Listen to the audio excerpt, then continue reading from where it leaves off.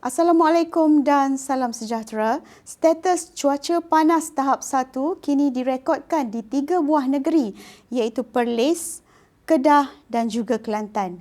Justru orang awam dinasihatkan untuk tidak melakukan aktiviti pembakaran terbuka serta mengamalkan pengambilan air yang secukupnya.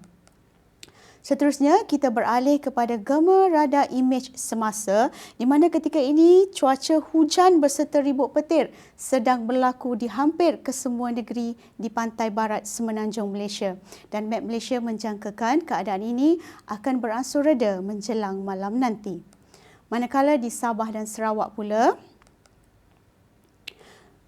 keadaan hujan berserta ribut petir kini sedang berlaku di selatan Sarawak dan juga pedalaman dan juga pantai barat Sabah. Dan Met Malaysia juga menjangkakan keadaan hujan ini akan beransur reda menjelang malam nanti. Baiklah, sekian saja informasi cuaca daripada Met Malaysia. Seterusnya, kita saksikan ramalan cuaca bagi bandar-bandar utama di seluruh Malaysia serta bacaan indeks pencemar udara. Assalamualaikum dan salam Malaysia Madani.